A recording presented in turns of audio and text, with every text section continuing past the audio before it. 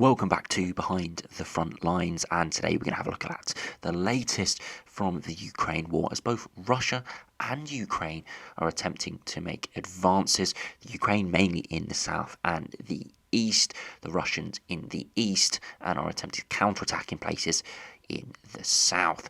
So if we do start along the southern front where the main counteroffensive operations are taking place, we haven't seen any major updates in the three main areas of offensive actions towards Kamyanska. Haven't seen any updates here. Again, reporting that there is still fighting near Serebyanki and to the north of Lhove in trench networks here, but still no major advancements. And really here, in the last 2 months from the start of the counteroffensive, have made only a few kilometres of gains along this front. So really nothing significant here. Towards the Robertina area, still significant fighting taking place, and there have been even more reports of many lost vehicles on both sides. So it really is turning into a bit of a meat grinder in terms of, or more likely an equipment grinder here to the south and the east of Robertine. Again, no updates to the deep state map. Again, most likely because it is so uncertain exactly where the front lines are, as the Russians and Ukrainians keep swapping sides and swapping areas of operations. Reports are that the Ukrainians have reached the northern extent of Robertine into the first line of defence of the actual town here, the village, on the trench network here, so perhaps slight advancements, but from the looks of this, it is all really a big grey zone. If you go to another map, this is the live UA update map. Don't normally use this map as it is a lot more ambiguous, but it's much better reporting where shelling's taking place in attacks. You can see the whole of the Robertine area towards Verbove is a huge grey zone, implying that neither Russians or the Ukrainians have complete control here. The Ukrainians have made assaults as far southwards as this, and have made it to Verbove, have made it round Robertine, but each time they do create these assaults, they make some ground, but nothing significant, and don't ever fully break the Russian lines, and always allow them to counterattack to restore most of their positions. So really is a grinding assault at the moment near Robertine. But I'm hearing that Ukrainian commanders and, of course, their troops on the ground do believe that in the very near future that they will penetrate the lines and will make a breakthrough. And they are really trying it in this location. We'll have to see whether that is accurate over the course of the next couple of weeks as they do continue their main push. If we follow on and go to the area where we've seen the most ground taken in this counter-offensive towards the Velkano-Vasilka area, still intense fighting taking place near Staromayorsk. As I said, Urozhaine is very much likely to fall, so is Novodonetsk in the near future. It's more of a when, not if.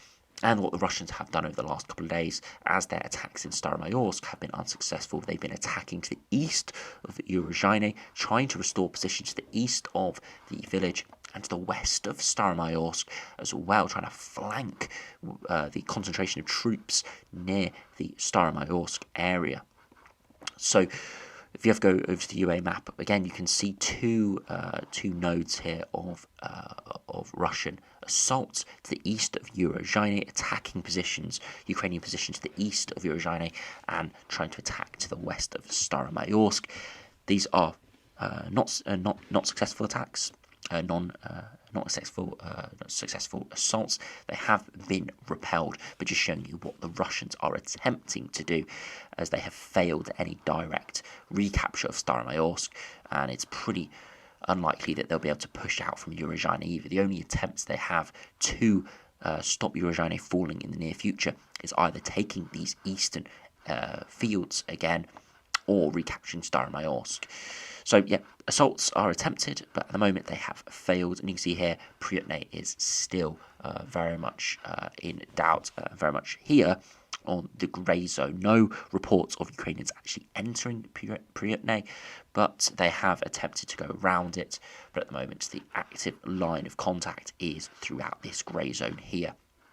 So again, Pryotne is likely to fall soon, but it will all be dependent on what happens to the east. If Priutne falls, the east will fall. If the east falls, Priutne will fall as well. So these things do come in together, and you can see while the Russians are still attempting to assault towards Urozhaine and Staromayorsk, we're unlikely to see them withdraw from Priutne. It's most likely to be a complete withdrawal from this frontline section when it does happen, as it is looking increasingly likely that that will happen in the near future as these positions are becoming untenable.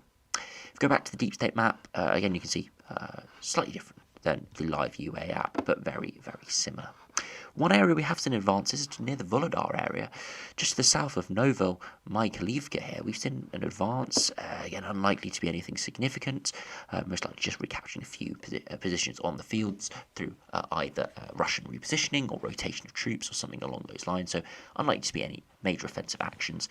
And we've seen an advance to the south of Vuhledar here towards the town of Mykolaiv.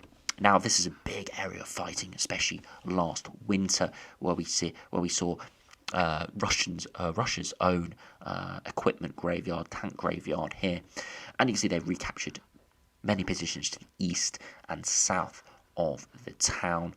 These areas in green indicating that it's only just been updated on the deep state map, but these areas were recaptured more than 2 weeks ago, and these blue areas indicating it's been recaptured recently. Again, this is unlikely to be any major offensive actions. Again, it's most likely just recapturing areas where the Russians have weakened, as again this is a whole block of towns and villages, and it's unlikely that Ukrainians will be able to launch anything major to the south here.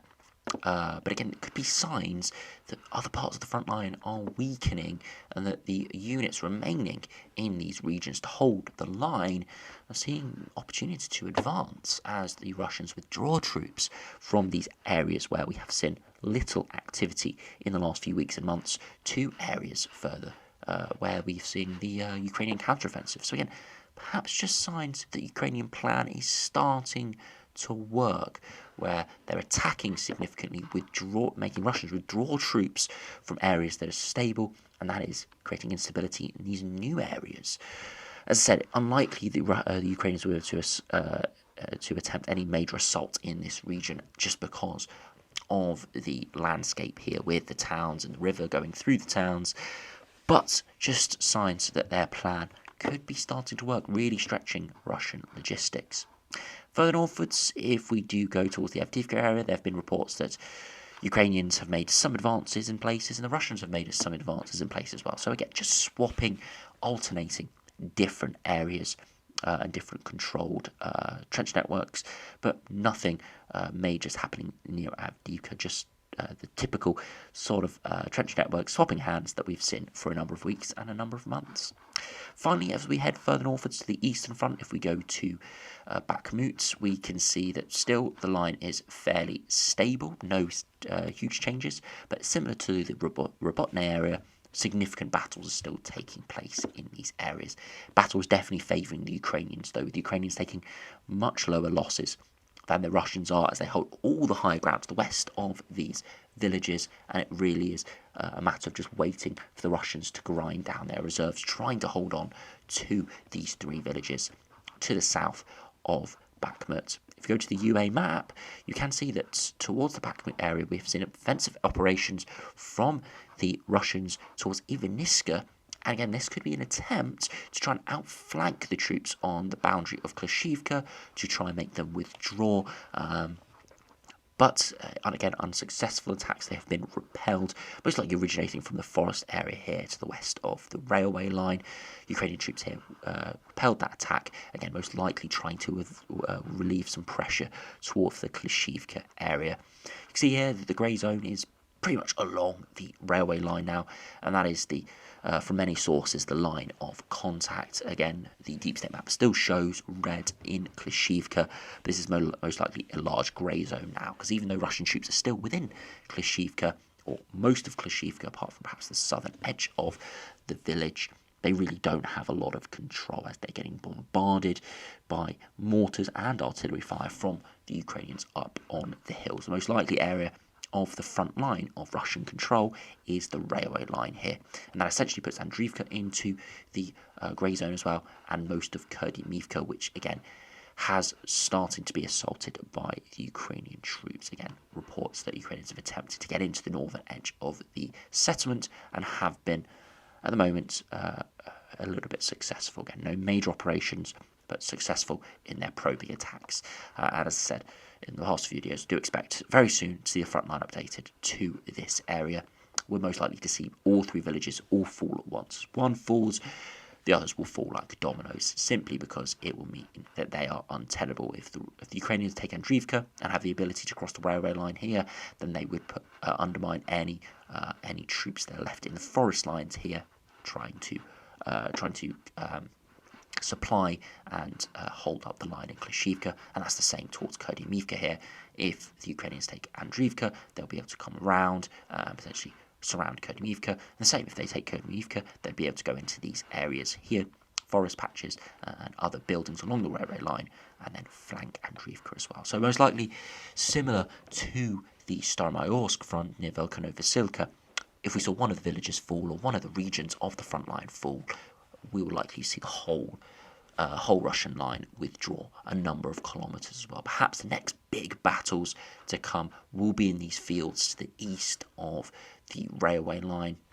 Unfortunately, the longer the Ukrainians take to capture these villages, the longer it allows Russian reserves, or the little remains of Russian reserves in these regions, to dig trench networks and fortifications to these areas. Again, they'll be nowhere near as strong as the networks in the south, but regardless, it will still be very frustrating for Ukrainian assaults if they have to do more mine clearing and more difficult assaults here. They'd much rather cross this railway line and have a bit of a rout on the Russians as they do approach these villages to the east. And once they approach this supply road to the south of Bakhmut, that's when the actual talks of encircling Bakhmut can come into play. Because I'm pretty sure if they did reach this road, then they would probably halt their operations and concentrate in taking this northern area. And if they did take this northern area, take Berkivka, Yahidne, then we could be talking about Bakhmut falling again. But that is not looking likely within the next couple of weeks unless we do see significant advances in this eastern region. Head further northwards, lots of reports of oscillating positions once again. The area to the east, to the west of Svetove, not said any major updates here, but again, the line is stabilising. Reports are near Novosilke, here to the west of this railway line. We have seen Russians capture most of this village. Again, they've held the eastern side of the railway line, so it's not surprising that they've captured this part. Again, hopefully the Ukrainians have built up strong fortifications in the hills and the fields to the west of this location, and once again, hopefully they'll be able to hold the line there. Further southwards, near the Crimea front, again, lots of fighting taking place to the east of Torske, towards the large forest patches here, and towards Bilorivka. Apparently, there have been slight Russian advances to the east here, but strong fortifications in this town will mean it'll be very difficult to advance significantly here. Again, more fights along these forest patches here, with lots of talks of Russian advances, but also Ukrainian advances, basically swapping territory. And some slight advances perhaps for the Russians near the Lyman-Pershi area on this axis here, attempting to get closer and closer to Kupiansk. But once again, very, very small advances in an area that the Ukrainians have plenty of time to fortify. So again, unlikely to lead to anything too large at this stage. So you see along the whole front line, nothing significantly happening. A lot of ground is being swapped, a lot of locations being swapped, very close to each other. In fact, even around Avdiivka, lots of locations are being taken by Russians, but at the same time, other locations taken by Ukrainians. But one thing that you don't see on these maps is the fierce fighting that's taking place. Just because we're not seeing any major advances from the Ukrainians and the same on the Russian part doesn't mean that either side isn't assaulting and isn't committing a number of troops to the line. So at the moment, we are slowly reaching the boiling point. August is likely to be the month where things do boil over. Either the Ukrainian offensive gets capitulated, it doesn't succeed, and we see the Ukrainians consolidate their positions, or we do start to see progress ramp up and potentially major assaults continue and get even larger as we progress through the month. As, of course, the time for this counteroffensive is slowly running out. Remember, last summer and autumn we saw the offensive of Kherson and Kharkiv, and they both did start reasonably slowly, edging the Russians away before major assaults took place. Major ground was taken throughout the months of October and November. Could that be the same situation here? Unlikely, just because of the minefields, but at the same time, no one truly knows what's going on along the front lines except the commanders who are there and most likely won't be telling the public or any media about what is truly going on, as it would undermine operations in those locations. So we'll just have to keep an eye on the front lines, but fierce fighting is still taking place, and we'll have to see over the next week or two whether we see any more larger advances from the Ukrainians or whether Russians can hold them off. So anyway, thanks for watching, hope you have enjoyed, and I'll see you again for another update soon.